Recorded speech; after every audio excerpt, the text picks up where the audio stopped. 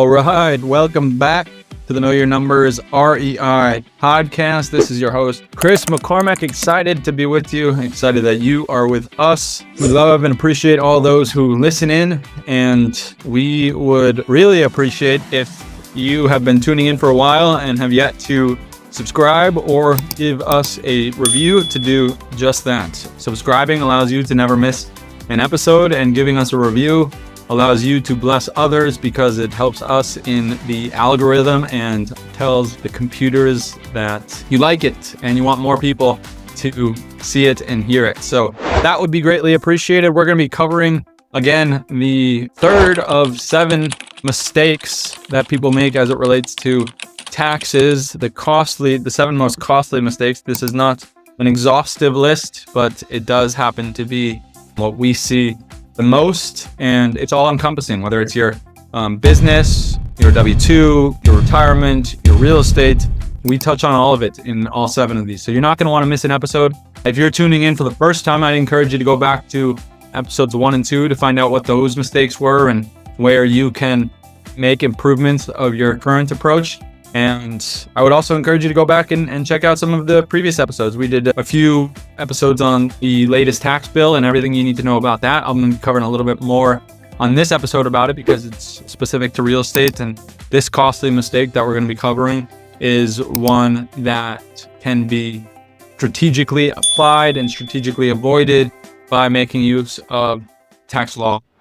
And yeah, as a follow-up to that, if you are joining us for the first time, my name is Chris McCormack. It is an honor to have you. I'm a CPA. I'm a certified tax planner. My wife and I run Better Books, where we are focused and driven to help you, the entrepreneur, the high-income earner, business owner, real estate investor, help you pay less in tax and eliminate the frustrations that we know consume so many people.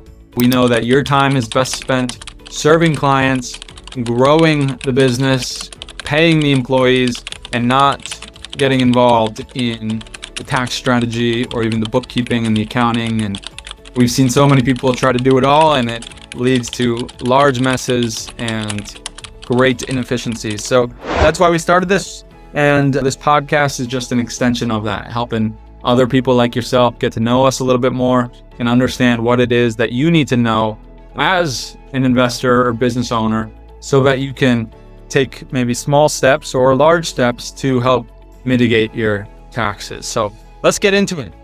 Number 3 of 7 for the costly mistakes that people make as it relates to their taxes. It's going to affect your lifetime tax, and today is related to depreciation, specifically ignoring depreciation in real estate, but it doesn't have to be just real estate. I've seen this in many other businesses as well, but we will focus on real estate, and I'll try to talk about how it could apply to maybe the other business owner that might have depreciation that they've been ignoring. We know that real estate is powerful, but if you're not leveraging depreciation, you're just playing half the game. People get into real estate for 4 reasons. 1 is cash flow, 2 is leverage, 3 is tax benefits, and 4 is appreciation. The tax benefits, number 3, is one that is often missed. But if any of those are missed, if you're not getting the most amount of cash flow, if you're not using leverage to the best of your ability, if you're not getting the highest amount of tax benefits, and your property is not appreciating the way that it could be, you are running a machine at half of its ability, right? It's like, I think of a car with 4 wheels. If any of those wheels fall off, the car is not going to run. And so if any of your reasons, the 4 wheels of real estate falls off, it's not going to run, and it might run, but it might not run as efficiently. The tax benefits is one that often gets missed or people don't fully understand.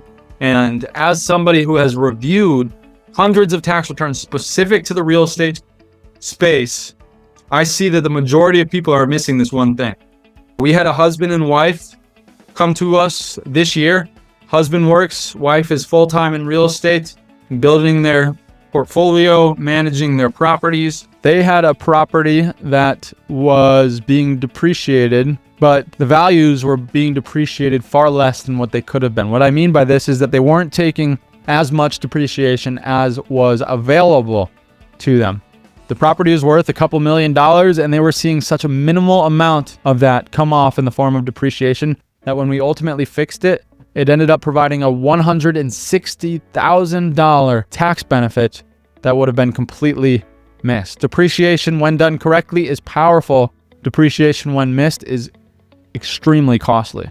It's a legal loophole that creates tax losses on paper while you still collect rent. If you're not using it, you're voluntarily overpaying. And I will even say it, if you're not using it correctly, you're voluntarily overpaying. And the best thing about it is that the IRS actually requires you to do it in the way that is most advantageous to you, but so many people are missing out. Let's start with a definition of depreciation. Depreciation is basically the phantom expense, and many people call it, because you don't pay for it, but it comes off of your income as an expense. It's the way that the IRS sets up accounting for the wear and tear of assets. And we're talking specifically of real estate assets. We know, going back to the 4 pieces of real estate: cash flow, leverage, tax benefits, and appreciation, that real estate appreciates in value. So it's pretty wild that they would give you depreciation while your property appreciates. But it is exactly how it is lined up in the tax code, and you're actually not doing your taxes correctly when you don't depreciate properly. And so it accounts for the wear and tear of the property, and typically you are depreciating the full purchase price of the building over 27 and a half years and maybe 39 years, depending on whether it's a commercial or residential property. The benefit comes when you actually incorporate what's known as bonus depreciation, and you also segregate out your assets in their useful lives. So I said that you typically depreciate a building over 27 and a half or 39 years, but when you buy the building, you're buying not just the building, but you're buying the windows, the piping, the carpets, the doors, the handles, everything that is in that building. And if you don't break it out into their useful lives, it all gets depreciated over 27 and a half years, even though in 4 years, 5 years, you're going to have to replace those doors. You're going to have to replace the windows. 15 years from now, you'll have to replace the roof. And so you need to have a way of accounting for that. And that's why we recommend depreciating through the use of cost segregation. And when you do that, you break it out into 5-year life, 7-year life, 15-year life, 27-year life, and the 5-year life gets, so say I had $100,000 in 5-year property. I depreciate that over 5 years. I get a $20,000 deduction every year for the next 5 years. If that's on a $500,000 property, my depreciation expense over the course of 27 and a half years would be $18,000. So I got more depreciation expense in year 1 and every year to come just by depreciating the 5-year life the way that it's to be depreciated. But there's an added benefit, and that comes in the form of bonus depreciation, which says that qualifying property can be depreciated 100% of its value in the year of purchase. So again, 5-year life. Let's say that we purchased it in this year. Because of the tax law that just got passed, we now have bonus depreciation in the use of 100% of qualified property. So if I have $100,000 of qualified property, I can depreciate all $100,000 worth of that property. And so what was $18,000 when it was all depreciated over 27 and a half years is now $100,000 only with the 5-year property. And then there's also the 27 and a half year property and the 15-year property on top of that. And so there's this massive savings that happens in year 1 that can result in a tax refund depending on what your spouse is doing or what your business is or what type of investments that you are, or just a no payment, right? So if I have $100,000 of an expense that turns into, say, $80,000 of a loss, depending on the way that my income is taxed, I can completely erase $80,000 of my income. And that's getting more into the weeds of this. But the point is this, is that when you're not depreciating property correctly, you are voluntarily overpaying that $80,000. You're voluntarily paying taxes on $80,000 that you might not have to pay taxes on if you depreciate properly and strategically. So cost segregation is the approach that we take to take those different assets and segregate them out into their useful lives, the 5, the 15, and the 27.5 years. This paired with bonus depreciation results in massive tax savings in the year of implementation or the year of purchase. We have seen this on so many clients. I gave you the example of our husband and wife clients. Earlier, we have a client who's in the medical field and he had a short-term rental. We implemented this strategy, and the first year of working with us, he received a refund of $50,000. $50,000 refund in 1 year of working with us. His ROI on our investments was like 800% or something crazy. And so this is something that you do not want to miss. And if you're not doing this correctly, again, you're overpaying, but you're also not depreciating the way that the IRS has put forth in their tax code. And so it's not only advantageous, but it's recommended by the IRS to do this the way that they have put it forth in the tax code. So it's the legal way, it's the ethical way, it's the recommended way, and it is the most advantageous way for you personally. The problem comes when you don't do this correctly. We've seen many people who are not familiar with the way that this needs to be reported try and do this, and it results in a mess of the tax return. And if that return gets audited, you have to pay the taxes and the interest and the penalties related to the mistake that you're making. So if you're hearing what I'm saying and you are in the real estate space, well, actually, before I get to that, let's talk about how this might apply to somebody outside the real estate space. So real estate is a no-brainer, right? If you're in the real estate space, you have short-term rentals, you're a real estate professional, or you just want to know if you are depreciating things properly, reach out to us, get on our calendar. We'll do an intro call. We'll review your tax returns and we'll decide on what the best place is. But you can see how this can also result in massive tax overpayments and why this is on our list of 7 of the most costly tax mistakes that people make. Because depreciation is such a benefit and results in such an ROI on the return on investment in the form of tax planning and your real estate investments, that to not do this would eat away at the potential of your portfolio. But if maybe you're not in the real estate space and you're just joining because you're looking for tax hacks as it relates to business. Let's say that you are a business owner and you own your property. This is available to you, and the benefits are even greater because you don't have to meet some of the qualifications that other real estate investors have to meet. But let's say that you are not only a business owner, but you're in, say, the medical practice, and you, for example, you're a dentist and you buy these large pieces of equipment, and you also buy these very expensive and unique chairs so your patients can sit in and you can do your work to the best of your ability.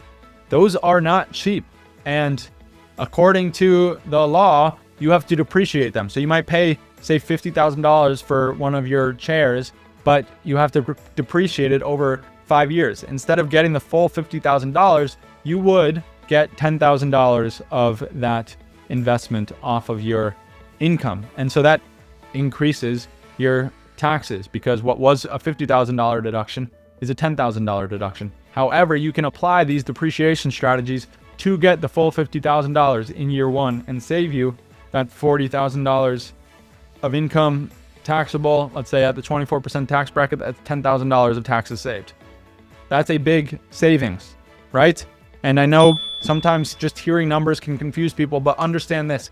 Depreciation is one of the keys to making sure that your taxes are being done in the most efficient manner and that you're applying strategies that can result in massive savings for you personally. If you're hearing what I'm saying and you're not confident in what you're getting back on your taxes, or you're not confident in what things are being applied on your taxes, here are a few simple steps for you.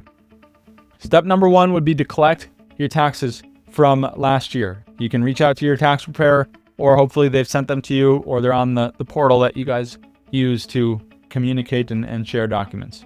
Go down to your Schedule E and the depreciation schedule that comes with it. So Schedule E is where you'll see the rental income and rental expenses and the net loss or profit that you will have on your real estate portfolio. Form 4562 is the area where you will see the actual breakdown of the depreciation. It'll show the asset that's being depreciated, the number of years that it is being depreciated over, and the amount that you're taking as a depreciation expense, as well as the total amount of depreciation that you've taken over the course of years. I want you to look at this form, and if the value that is being depreciated is less than 80% of what you paid for the property, less than 80% of the purchase price, this is worth having a conversation and doing a deeper dive as to whether your depreciation is being maximized. Now, if it's 80%, then that's good. But if you only see one line item that is either 27.5 or 39 years, that's warning sign number 2 that your depreciation is not being maximized. So you have warning sign 1 is that it's less than 80% of the purchase price. Warning sign 2 is that it's 27.5 or 39 years and nothing else. There are inefficiencies that can be fixed, and all that we need to do is have a conversation, get a feel for what's going on. We will review it for you so that we can come with some findings, and maybe it's all good and dandy, but chances are there's something that's being missed. All right, so that is your action step. And again, if you fall into either of those 2 warning signs, it is worth a conversation. You can reach out to us, schedule some time to us. You can find me on Facebook, Instagram, LinkedIn. I'm happy to have a conversation and see if it's a good fit and give you that review of your tax returns. Until next time, God bless you. Keep moving forward.